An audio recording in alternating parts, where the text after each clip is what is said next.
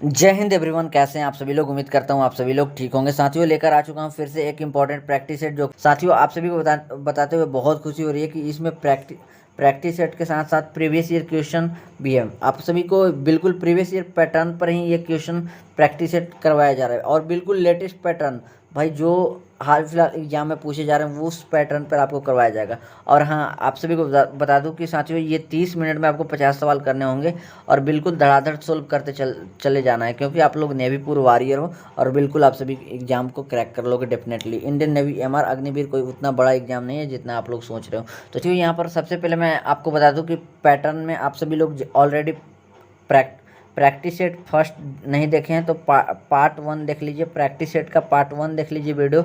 इसमें मतलब लगभग मैं 5 से 6 मिनट बताया हूँ कि कैसे कैसे आपको पेपर को क्रैक करना है, कैसे क्या क्या पैटर्न रहेगा, कितने कितने क्वेश्चन पूछे जाते हैं। तो साथियों, आप सभी के जीके का 25 क्वेश्चन पूछे जाते हैं, तो 25 क्वेश्चन पहले करवाता हूँ, ठीक है ना। आपको बिल्कुल 50 क्वेश्चन मिलेंगे इस वीडियो में, तो वीडियो को लास्ट तक देखना और अपना स्कोर जरूर बताना कि आपने कितना स्कोर किया, कौन कौन से सब्जेक्ट में कितना स्कोर किया। तो फिर मैं आपको गाइड करूँगा कि कौन से सब्जेक्ट पर थोड़ा एक्स्ट्रा ध्यान देने की ज़रूरत है। तो ऑस्ट्रेलिया यहाँ पर है। ऑस्ट्रेलिया की राजधानी क्या है? तो ऑस्ट्रेलिया की राजधानी क्या है दोस्तों? कैनबरा है। नेक्स्ट सवाल, विश्व का सबसे बड़ा द्वीप कौन सा है? तो विश्व का जो सबसे बड़ा द्वीप कौन सा है साथियों? ग्रीनलैंड जो है विश्व का सबसे बड़ा द्वीप है। भारतीय क्रिकेट टीम के अभी वर्तमान में कोच कौन है? तो इनमें से तो कोई नहीं है, फिलहाल में राहुल द्रविड़ है। तो ये है। राज्यसभा कितने वर्षों बाद भंग हो जाती है? तो राज्यसभा भाई कभी भंग नहीं होती है, ठीक है ना। राज्यसभा कभी भंग नहीं होती है। और साथियों, हिंद महासागर का महासागरों में कौन सा स्थान है? तो ये तीसरा स्थान है। महासागरों में तीसरा स्थान है। तो यहाँ पर मिसप्रिंट हो गया, तो तीसरा होगा। महासागरों में कौन सा स्थान है भाई? तीसरा स्थान है हिंद महासागर का। और पहला नंबर पर है प्रशांत महासागर, ठीक है ना। नेक्स्ट बात करते हैं, क्षेत्रफल की दृष्टि से भारत का कौन सा विश्व में स्थान है, ठीक है। क्षेत्रफल की दृष्टि से भारत का विश्व में कौन सा स्थान है? तो 7वां स्थान है, ठीक है। मतदान करने के लिए किसी मतदाता की न्यूनतम उम्र होनी चाहिए? तो 18 वर्ष होनी चाहिए, ठीक है ना साथियों, 18 वर्ष होनी चाहिए। किस महाद्वीप को बर्फ़ का महाद्वीप कहा जाता है? तो अंटार्कटिका को बर्फ़ का महाद्वीप कहा जाता है। भारत के किस राज्य में सर्वप्रथम कोई महिला मुख्यमंत्री बनी? तो ये उत्तर प्रदेश में, और नाम क्या था? सुचेता कृपलानी। अल्जीरिया की राजधानी क्या है मेरे साथियों? अल्जीरिया की राजधानी है अल्जीरियस। अमेरिकी संसद को क्या कहते हैं? अमेरिकी संसद को क्या कहते हैं मेरे साथियों? कांग्रेस कहते हैं, कांग्रेस। मुस्लिम लीग ने किस वर्ष मुक्ति दिवस मनाया था? तो 1939 में मुक्ति दिवस मनाया था। मुस्लिम लीग ने 1939 में मुक्ति दिवस मनाया था, ठीक है। किस देश का पुराना नाम पूर्वी पाकिस्तान है? तो यहाँ पर पूर्वी होगा, पूर्वी पाकिस्तान था। पुराना नाम पूर्वी पाकिस्तान था, जो आज बांग्लादेश के रूप में है। और म्यांमार का पुराना नाम क्या था? म्यांमार का मतलब पुराना नाम था बर्मा, ठीक है ना। भूटान की राजधानी क्या है? तो थिम्पू। थाईलैंड का बैंकॉक होगा राजधानी। सॉरी, थाईलैंड की राजधानी बैंकॉक होगी। और हाँ, ये 14 नंबर क्वेश्चन है। कायदे आजम के नाम से कौन मशहूर हैं? तो ये इस क्वेश्चन का राइट आंसर हो जाएगा मोहम्मद अली जिन्ना। तो ये बहुत ही मतलब आप सभी को कहें कि कायदे आजम की इनको उपाधि दी गई है। और ये पाकिस्तानी थे, तो पहले तो हिंदुस्तानी थे, बाद में ये पाकिस्तानी हो गए देश का जब बंटवारा हुआ था। वायुयान में प्रयुक्त जो ब्लैक बॉक्स है, कौन सा रंग का होता है? ब्लैक बॉक्स का कलर क्या होता है? नारंगी, ऑरेंज कलर का होता है, बिल्कुल ये ऑरेंज कलर का होता है ब्लैक बॉक्स। स्वतंत्र भारत के कितने महिलाएं कांग्रेस की अध्यक्ष हुई? स्वतंत्रता से पहले कितनी महिलाएं कांग्रेस की अध्यक्ष हुई? तो इस क्वेश्चन का राइट आंसर क्या होगा, आप सभी लोग बताइए। साथियों, इस क्वेश्चन का आंसर होगा 5 महिलाएं स्वतंत्रता से पहले कांग्रेस की अध्यक्ष हुई थी। बाकी नेक्स्ट क्वेश्चन पर आते हैं। एशियाई बैंक की स्थापना किस वर्ष हुई थी? दोस्तों, इस क्वेश्चन का राइट आंसर होगा एशियाई बैंक की स्थापना 1966 में। एशियन डेवलपमेंट बैंक यानी एडीबी की मुख्यालय कहाँ पर है? फिलीपींस, मतलब मनीला में है। और मनीला कहाँ है? फिलीपींस की राजधानी है। देश का एकमात्र राष्ट्रपति जो निर्विरोध चुने गए हैं, मतलब कोई विरोध में था ही नहीं, तो तो नीलम संजीवा रेड्डी राइट आंसर होंगे, ठीक है ना। सर टॉमस रो किस मुगल शासक के दरबार में आए थे? तो सर टॉमस रो जो थे जहांगीर के दरबार में आए थे। वेस्ट बेकरी कांड वेस्ट बेकरी कांड किस राज्य में हुआ था? तो गुजरात में हुआ था। भिलाई इस्पात संयंत्र किस राज्य में स्थित है? तो भिलाई इस्पात संयंत्र जो है छत्तीसगढ़ में स्थित है। मनरेगा का कप का संबंध किससे है? तो मनरेगा कप का संबंध फुटबॉल से है, ठीक है ना साथियों, फुटबॉल से है, ठीक है। आप सभी लोग बस याद करो, क्वेश्चन को रटो, ये सभी सिलेक्टेड क्वेश्चन है, प्रीवियस ईयर में आए हुए क्वेश्चन है, यही सब क्वेश्चन नेवी एमआर के एग्जाम में आते हैं। और ऐसा नहीं कि क्वेश्चन कहीं और से आएगा, बिल्कुल जो पूछे हुए क्वेश्चन है एग्जामिनर खुद पूछे हुए क्वेश्चन को ही करवाता है, फिर से बार बार रिपीट करता है, ताकि जो भी है लेवल को मतलब वो डिफिट न कर पाएँ, लेवल को एकदम सेम रखा जाए, इसलिए वो प्रीवियस ईयर को बार बार एग्जामिनर उठाता है। तो ये सब प्रीवियस ईयर आप लोग ज़रूर से ज़रूर करो। और हाँ, सौरमंडल में सबसे कम घनत्व वाला ग्रह कौन सा है? तो शनि ग्रह है। इसकी घनत्व, इसकी डेंसिटी सबसे कम होती है। और वर्तमान में सबसे ज़्यादा उपग्रह किसके पास है? तो शनि ग्रह के पास ही सबसे ज़्यादा उपग्रह है। सबसे ज़्यादा उपग्रह किसके पास है मेरे साथियों? शनि ग्रह के पास सबसे ज़्यादा उपग्रह है। पहले था बृहस्पति के पास, लेकिन अब शनि ग्रह के पास सबसे ज़्यादा उपग्रह है। म्यांमार किस देश का नया नाम है? तो म्यांमार जो है बर्मा का नया नाम है, ये मैंने ऑलरेडी आपको बता दिया। और नेक्स्ट मेरे साथियों लास्ट क्वेश्चन है, इसका लास्ट क्वेश्चन है, ओलंपिक ध्वज में कितने छल्ले होते हैं? तो ओलंपिक ध्वज में 5 छल्ले होते हैं। तो अभी जीके का कितना क्वेश्चन हुआ? जीके का अभी मैंने करवाया 25 सवाल, 25 सवाल करवाया, कितना 25 क्वेश्चन हो गया, ठीक है साथियों। अभी साइंस के 13 क्वेश्चन करवाएंगे, 25 और 13 कितना हो जाएगा? टोटल 38 हो जाएगा। उसके बाद 12 क्वेश्चन मैथ्स का करवाएंगे। और बाकी आप सभी लोग कमेंट करके बताना कि कितना सही हुआ और कौन कौन से क्वेश्चन में आपको दिक्कत आ रही है, ठीक है ना साथियों। चलिए स्टार्ट करते हैं। साइंस की कुछ क्वेश्चंस करेंगे साइंस की। तो साइंस बहुत ही इंपॉर्टेंट, साइंस बिल्कुल वो टॉपिक पर आधारित साइंस लाया हूँ, बिल्कुल पीवाई प्रीवियस ईयर क्वेश्चन पर बेस्ड है। ये साइंस की जो भी क्वेश्चंस करवाऊंगा 12-13 क्वेश्चन बिल्कुल सेलेक्टेड होंगे और बिल्कुल एग्जाम में पूछे हुए क्वेश्चन होंगे, क्योंकि साइंस का वेटेज बहुत ही कम है। और हाँ, वेटेज के हिसाब से बहुत ही दमदार और एकदम तगड़े क्वेश्चंस को सिलेक्ट करके लाया हूँ, ठीक है। चलिए एक बार क्वेश्चन को देखते हैं। चलिए तो जनरल साइंस अभी स्टार्ट करते हैं। जनरल साइंस के लगभग यहाँ पर देख सकते हो कि जो भी हमारी टीम है ना 15 क्वेश्चन इस यहाँ पर सेलेक्ट किए हैं। और ये क्वेश्चन बार बार आते हैं, तो 2-3 क्वेश्चन ज़्यादा करवा दूंगा, तो उससे आप लोग कोई फ़र्क नहीं पड़ता है। मैथ्स को भी प्रैक्टिस करना, बाकी 10 क्वेश्चन मैथ्स के भी करवाऊँगा। तो यहाँ पर देख सकते हो नेवीपुर एकेडमी को ज़रूर से ज़रूर सब्सक्राइब करें, आप सभी के लिए ये हिदायत है साथियों, आप सभी के लिए हमारी टीम के द्वारा कहा जा रहा है, तो ज़रूर से ज़रूर सब्सक्राइब कीजिएगा। चलिए क्वेश्चन है, मानव खोपड़ी में कितनी हड्डियां होती हैं?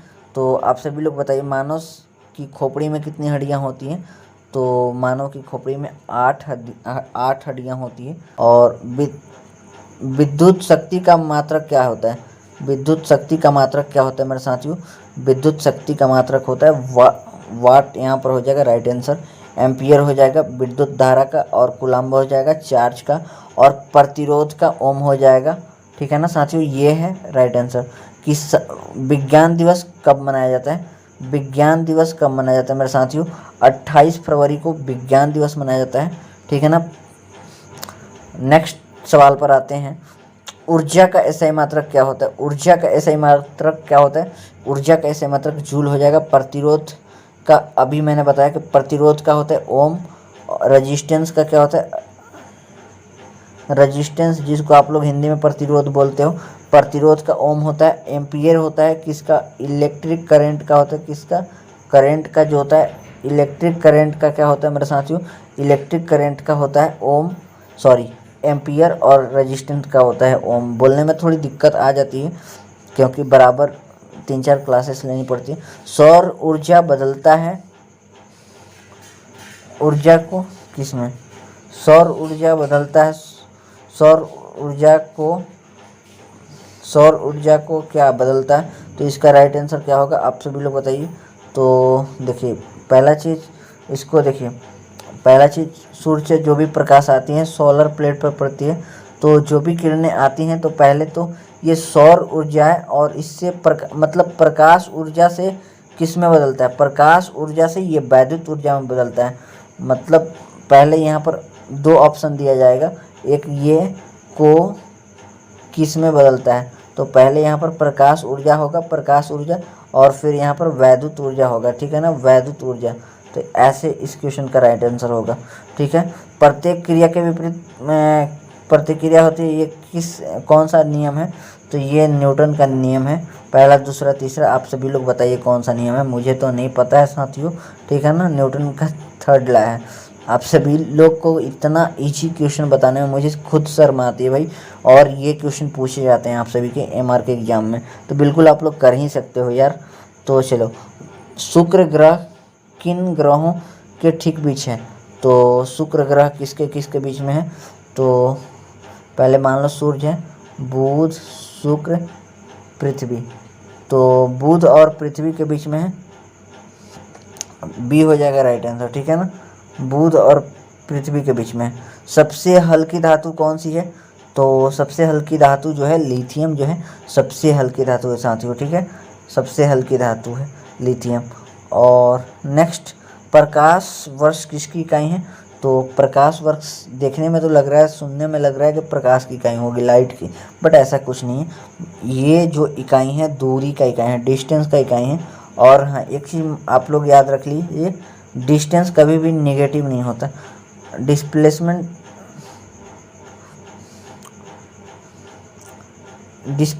डिस्टेंस, फिर से फोर्स, और ये वेलोसिटी, एक्सीलरेशन, ये सब टॉपिक बहुत ही इंपॉर्टेंट है, खासकर नेवी एमआर के लिए। ह्यूमन बॉडी, इससे एक सवाल पूछे जाते हैं, पीलिया किस अंग को प्रभावित करता है, तो पीलिया जो है यकृत को प्रभावित करेगा, तो आप सभी की यकृत को प्रभावित करेगा। विद्युत की सर्वोत्तम चालक है, तो यहाँ पर कौन सा मतलब गुड कंडक्टर है, तो लोहा नहीं होगा, एल्युमिनियम। यहाँ पर देखिए, सबसे गुड कंडक्टर है चांदी, हो जाएगा सिल्वर, ठीक है ना, सिल्वर हो जाएगा सबसे good conductor. Next, baking soda का रासायनिक नाम क्या है, तो baking soda sodium hydro oxide नहीं, सोडियम बाइकार्बोनेट हो सकता है, बिल्कुल। प्रकृति में कार्बन का सबसे शुद्धतम रूप है, तो प्राकृतिक में कार्बन का सबसे शुद्धतम रूप पूछा जाए तो हीरा है, हीरा जो है सबसे शुद्ध है प्रकृति में। विटामिन ए की कमी से कौन सा रोग होता है, तो विटामिन ए की कमी से होती है रतौंधी रोग, और बेरी होती है विटामिन बी की कमी से, सी की कमी से स्कर्वी होती है, और डी की कमी से रिकेट्स होती है, और हाँ, ई की कमी से क्या होती है, ई की कमी से होती है बांझपन, मतलब बांझपन रोग होता है।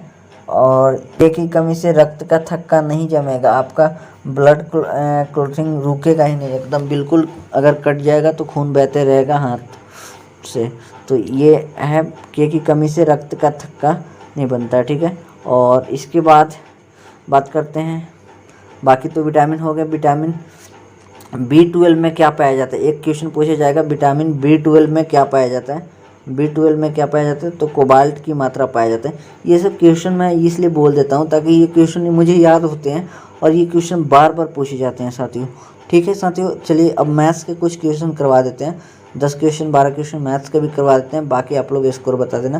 तो अभी हमने कितना सवाल किया, 25 जीके का किया, और 15 क्वेश्चन किया, मतलब 40 टोटल हो गया, और 10 क्वेश्चन मैथ्स के करवाते हैं, ठीक है ना साथियों। चलिए स्टार्ट करते हैं मैथ्स।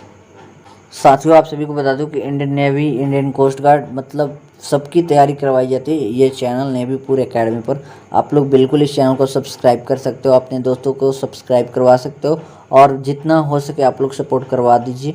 बाकी हम लोग आप सभी के सपोर्ट में हमेशा तत्पर हैं और अग्रसर रहेंगे आप सभी के सपोर्ट के लिए, ठीक है साथियों। अभी मैथ्स के क्वेश्चन करवाते हैं, उससे पहले आप सभी से रिक्वेस्ट है चैनल को सब्सक्राइब कर ही दो।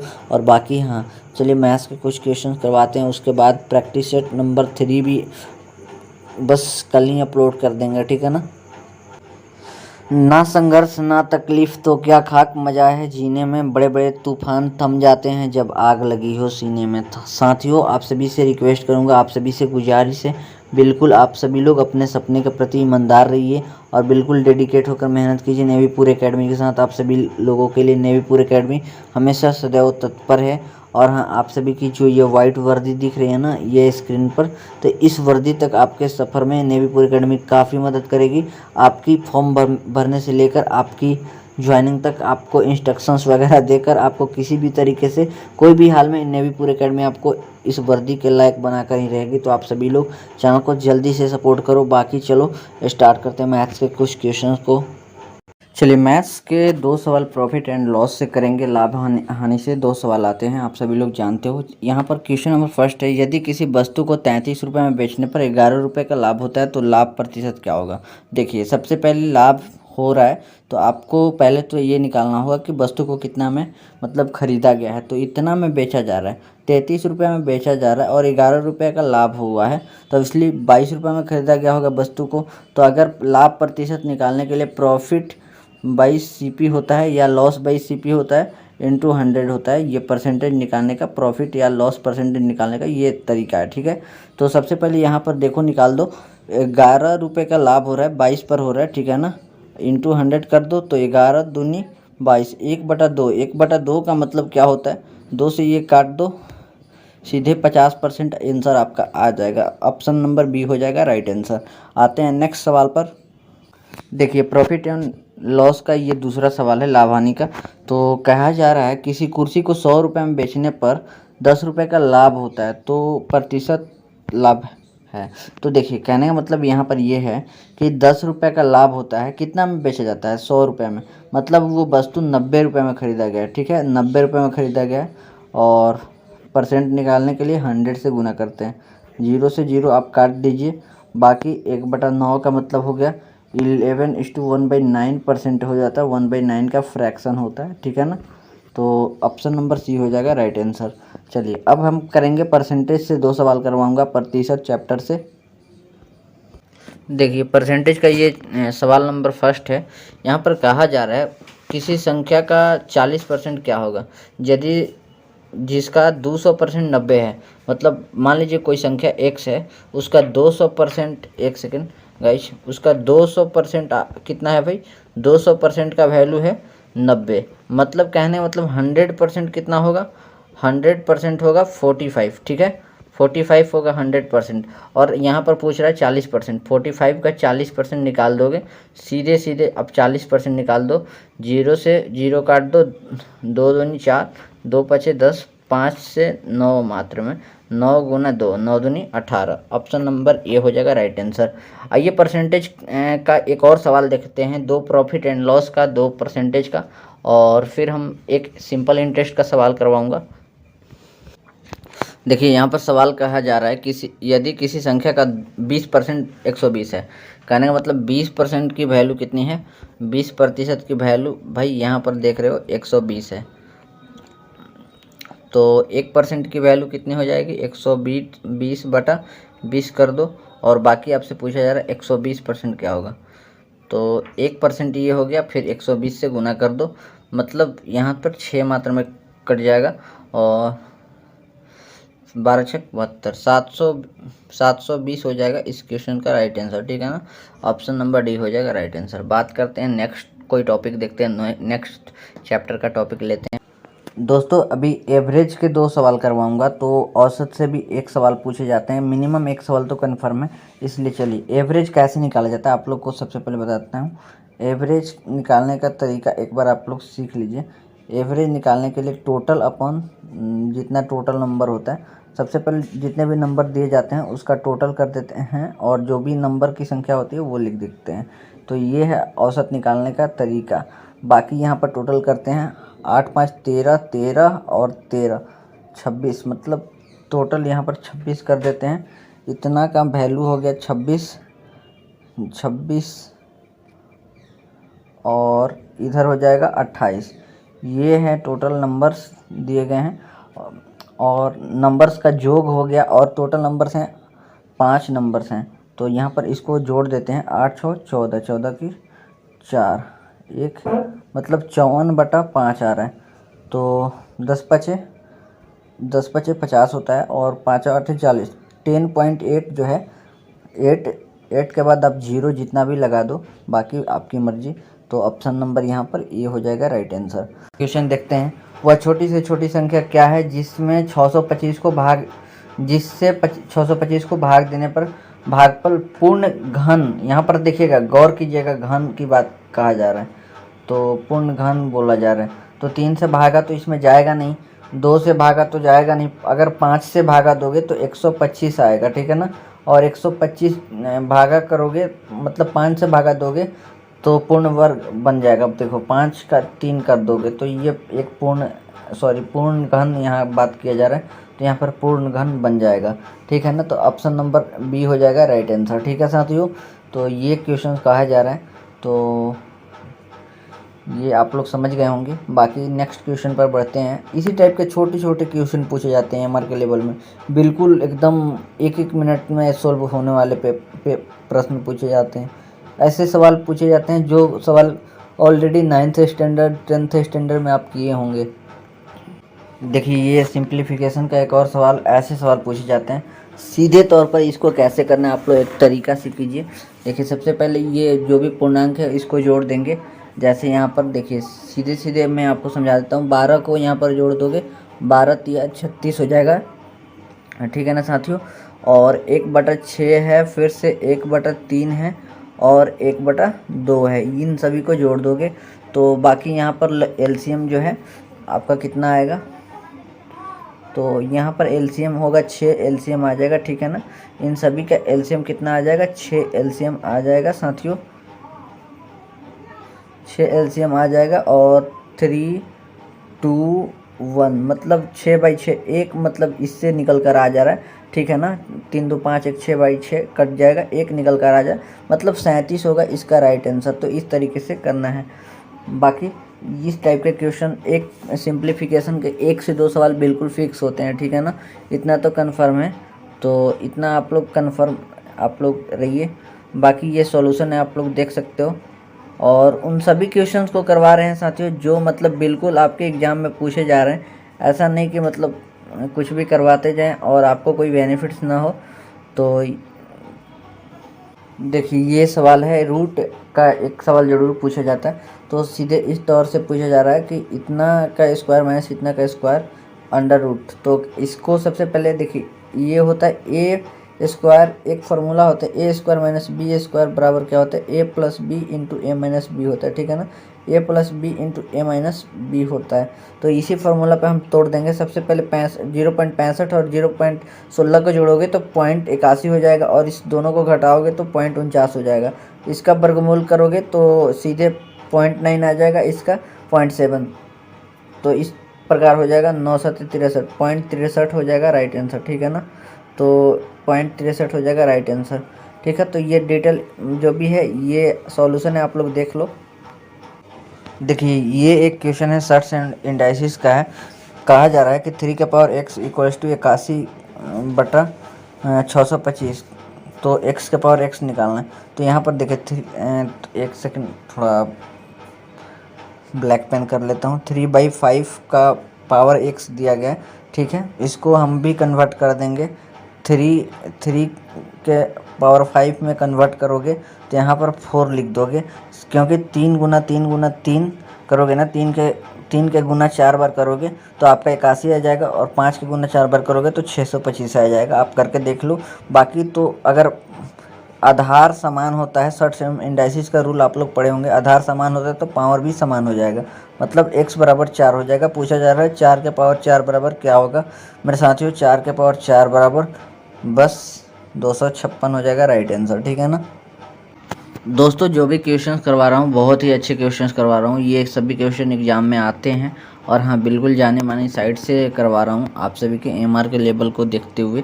साथियों यहाँ पर कह रहा है 3 संख्याओं का अनुपात 4:3:7 है, यदि इनके वर्गों का योग 666 है तो इन सभी तीनों संख्याओं में सबसे बड़ी संख्या का मान क्या होगा।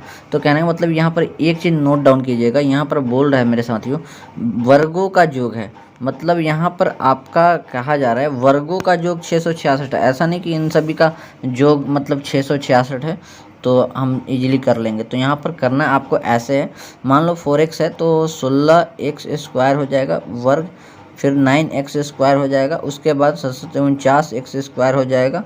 और इस प्रकार आप जोड़ोगे तो 9×6 = 25 हो गया। और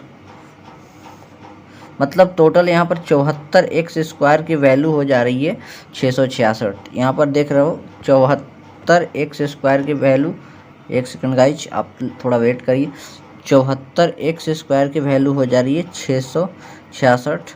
तो ठीक है, तो x² की वैल्यू निकाल देते हैं। ये 6 बार में 74 से आप गुना कीजिए, सॉरी 9 बार में, तो 9×4 = 36, 6 कट गया और बचा 3, 9×7 = 63, 3 66 कट गया। तो x कितना 9 मात्र में कट गया। तो x² की वैल्यू 9 है, तो x की वैल्यू कितनी हो जाएगी 3 है।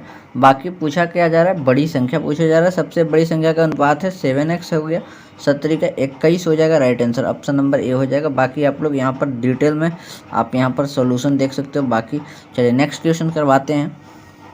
देखिए यहाँ पर क्वेश्चन पूछा जा रहा है। नेक्स्ट क्वेश्चन ये रेशियो का ही क्वेश्चन है। यू वी का रेशियो ये है, फिर वी डब्ल्यू का रेशियो ये है। तो यदि यू ये है तो डब्ल्यू क्या होगा? तो सिंपली आपको करना क्या है, यू वी डब्ल्यू का मतलब सीधे अपना रेशियो बना लेना है। यू वी डब्ल्यू का रेशियो बना लीजिए। तो चलिए 4, 7 और यहाँ पर 9, 7 लिख देना। ठीक है साथियों, सीधे इसको ऊपर कर देते हैं। बाकी यहाँ पर देख लो, जिसके जगह पर स्थान खाली है 7 लिख दो, इसके सामने वाला, इसके सामने 9 आ जाएगा। यहाँ पर कुछ कटने लायक है क्या? तो भाई अभी तो कुछ कटने लायक नहीं है। यहाँ पर देख लो 9×4 = 36, 36 यू की वैल्यू 36 हो गया। भी क्या हो गया 9×7 = 63, 63 हो गया। और फिर से यू वी डब्ल्यू का 7×7 = 49, 49 रेशियो हो गया। 36, 63 और 49, 36, एक सेकंड गाइज, 36, 63 और 49 ये हो गया रेशियो यू वी डब्ल्यू का। तो पूछ रहा है कि जो यू है 72 है, मतलब 2 गुना है। ठीक है, यू कितना है 2 गुना है। तो यहाँ पर डब्ल्यू पूछा जा रहा है, तो 49 का यहाँ पर 2 गुना कीजिएगा तो 98 हो जाएगा। राइट आंसर तो ये होगा इस प्रकार, राइट आंसर 98। यहाँ पर सॉल्यूशन देख सकते हो मेरे साथियों। और बाकी ये सब नेवी एमआर का लेवल है। बाकी आप लोग जीके और साइंस को ज़्यादातर प्रेफर कीजिए। बाकी आपका जो भी है, आपका अगर आपको नेवी एमआर क्रैक करना है तो मेरे ख्याल से ज़्यादातर आप जीके को फाइट कीजिए। जीके में आपको जो भी है बिल्कुल मतलब फुल मार्क्स हो ही जाते हैं। 25 में अगर आप अच्छे होंगे तो 20 तो आराम से कर लोगे। और बाकी आप लोग साइंस करना चाहो तो साइंस कर लीजिए। साइंस में 12-13 क्वेश्चन कर ही लोगे आराम से, 12-13 क्वेश्चन आते हैं। तो मैथ्स में अगर 5 से 6 क्वेश्चन भी अगर लगा देते हो तो आपका सिलेक्शन कोई नहीं रोक सकता। बाकी अगर फुल मार्क्स कर लेते हो साइंस और जीके में, तो फिर भी आपका सिलेक्शन हो सकता है। साथियों ये थी नेवी एमआर का लेवल और ये रहा प्रैक्टिस सेट नंबर 2 कैसा लगा और स्कोर आप लोग ज़रूर बताइएगा। चैनल पर नए हैं, चैनल को सब्सक्राइब कर दीजिए। और हाँ साथियों, एक बार थोड़ा सा सपोर्ट कर दीजिए ताकि मुझे भी मोटिवेशन मिलता रहे। ठीक है साथियों, मिलता हूँ नेक्स्ट वीडियो के साथ। तब तक के लिए जय Hind, love you all the guys, thanks for watching.